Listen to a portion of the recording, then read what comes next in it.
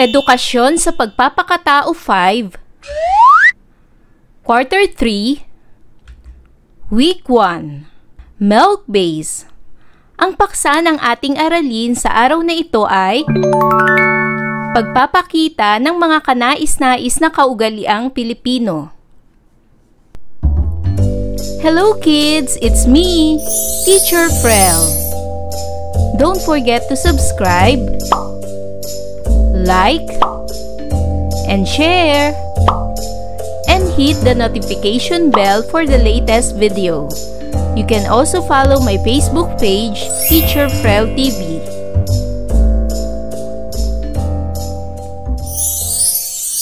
Welcome back mga bata!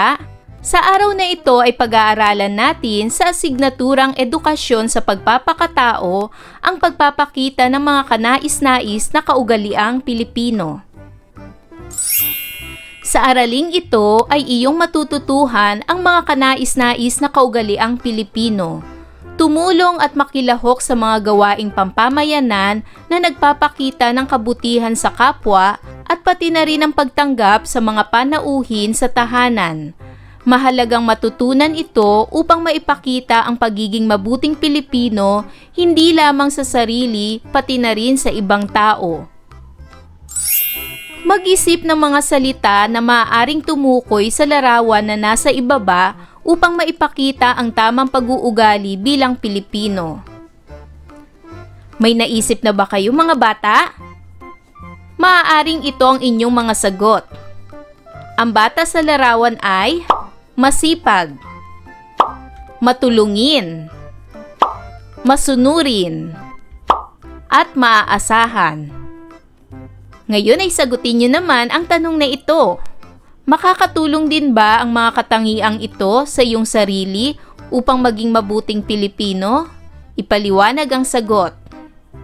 Narito ang aking halimbawang sagot. Opo, ang mga katangiang nabanggit ay makakatulong sa ating sarili upang maging isang mabuting Pilipino dahil pagpapakita ito ng kagandahang asal sa kaugaliang Pilipino at pagiging isang mabuting mamamayan na may takot sa Diyos. Ang pagpapakita ng kanais-nais na kaugaliang Pilipino ay nakatutulong sa atin upang maging mabuting tao sa kapwa. Pagtutulungan o pakikilahok sa bayanihan sa pamayanan ay lagi nating isabuhay. Ngayon ay dumako na tayo sa pagsasanay bilang isa. Basahin ang kwentong may pamagat na sama-samang paggawa tungo sa isang adhikain. Tingnan kung paano nakikilahok si Kyle sa mga gawaing pampamayanan. Sagutin ang mga tanong sa iyong sagutang papel. Ang pamagat ng kwento ay sama-samang paggawa tungo sa iisang adhikain. Isang araw ng Agosto, masayang ibinalita ng gurong si Binibining Daniel Ramos sa kanyang mag-aaral na magkakaroon ng International Coastal Cleanup. Ito ay taunang gawain upang maglinis ng mga kalat at dumi sa Roxas Boulevard. Tuwang-tuwa ang mga bata, lalo na si Kyle. Alam niya na isa na naman itong mabuting gawain ng kanilang paaralan at ng mga organisador nito. Sabi ni Kyle, "Ma'am, kailan po ito?" "Sa ikatlong Sabado ng Setyembre," tugon ni Binibining Ramos. "Lahat ba kayo'y sasama?" tanong ng guro.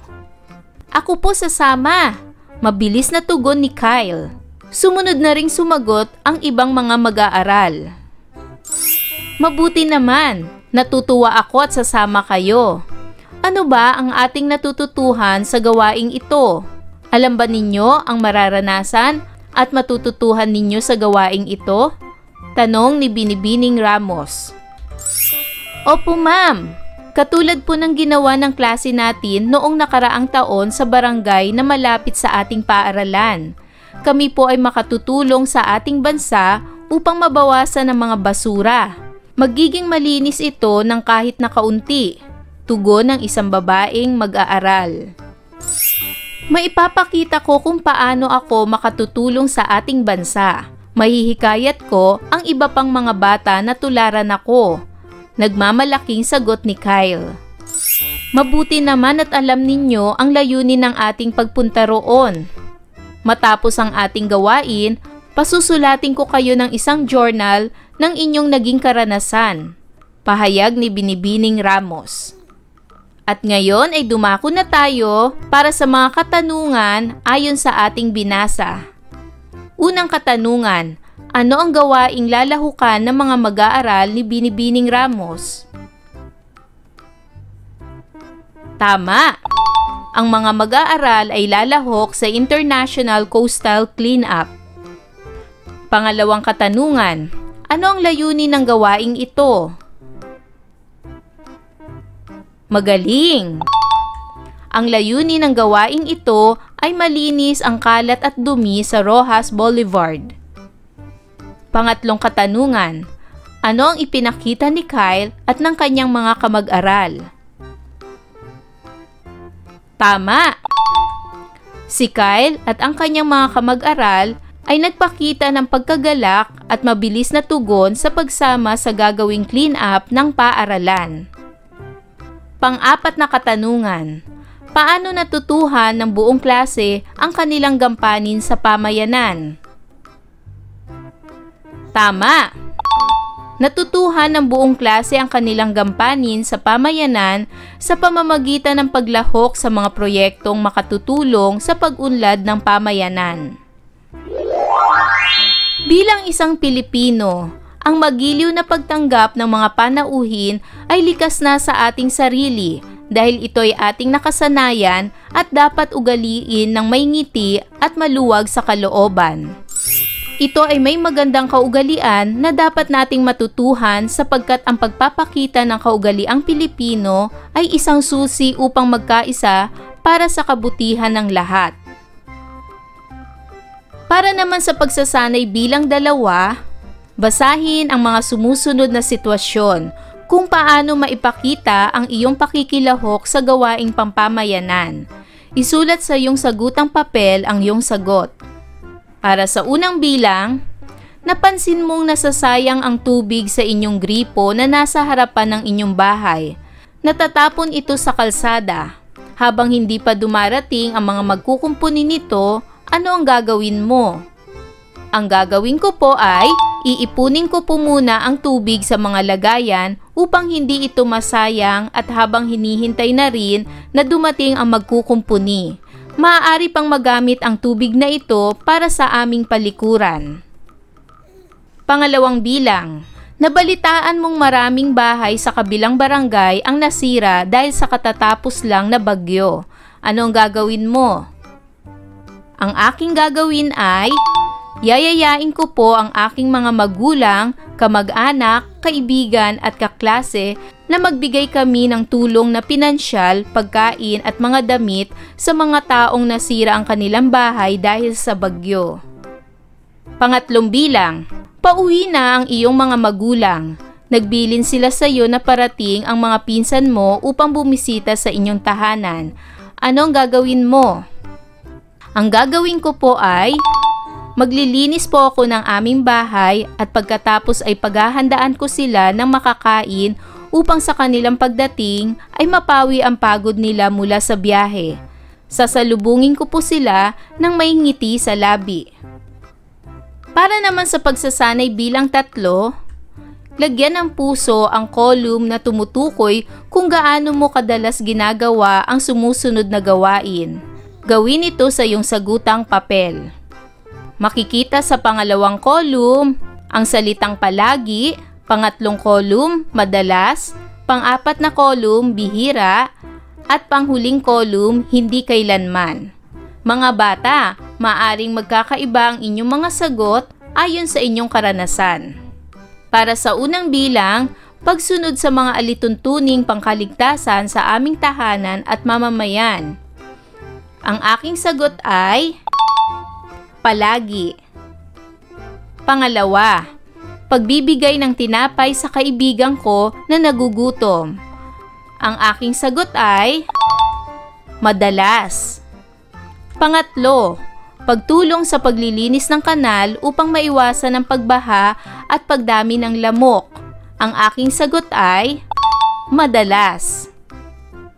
Pang-apat, pagsama sa mga lakad ng pinsan kapag may pahintulot ang aking magulang. Ang aking sagot ay bihira. Pang-lima, magiliw na pagtanggap sa mga panauhin ng aking mga magulang o kapatid. Ang aking sagot ay palagi. Pang-anim, pagtulong sa aking kapatid na nasaktan sa loob ng tahanan.